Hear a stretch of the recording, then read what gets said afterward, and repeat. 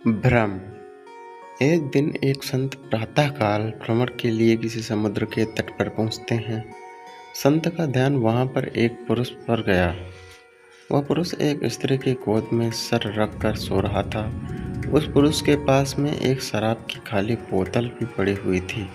ये सब देखकर संत ने सोचा कि यह पुरुष कितना विलासी और तामसिक है, जो कि सुबह सुबह शराब का सेवन करके एक स्त्री की गोद में सर रख के प्रेमालाप कर रहा है। कुछ देर के बाद उस समुद्र के किसी मनुष्य की चिल्लाने की आवाज़ आने लगी। वो मनुष्य समुद्र में डूब रहा था, इसलिए वो बचाओ बचाओ चिल्ला रहा था। उस संत ने यह सब देखा, फिर भी वो कुछ नहीं कर पाया क्योंकि उसे तैरना नहीं आता था। संत बिना कुछ बोले वहीं पे खड़ा रहा और यह सब देखता रहा। जो पुरुष एक स्त्री की गोद में अपना सर रख के सो रहा था, वो खड़ा हुआ और उस डूबने वाले मनुष्य को बचाने के लिए पानी में कूद पड़ा। थोड़ी ही देर में उस पुरुष ने उस डूबने वाले व्यक्ति को बचा लिया और वो उसे समुद्र के किनारे पर लेकर आ गया। अब ये सब नज़ारा देखने के बाद वो संत विचार में पड़ गया कि क्या मैं इस पुरुष को भला समझूं या फिर बुरा। संत उस पुरुष के पास जाते हैं और उससे पूछते हैं कि भाई तुम कौन हो, यहाँ पर तुम क्या कर रहे हो।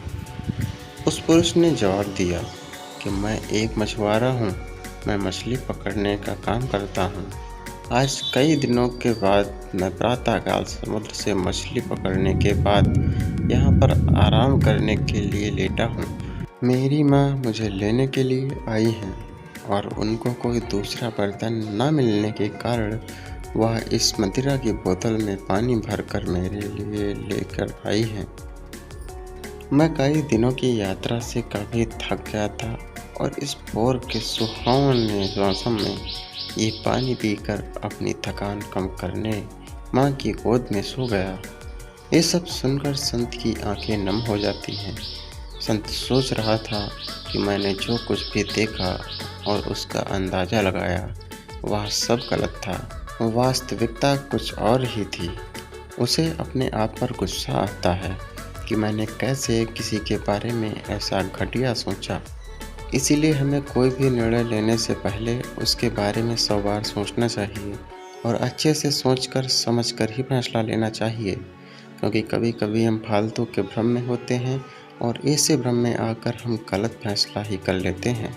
मोरल: कई बार ऐसा होता है कि जो हमें दिखता है वो वास्तव में होता नहीं और हमें जो दिखता है उसे ही हम सच मान लेते हैं और उसके आधार पर सारे निर्णय लेते हैं।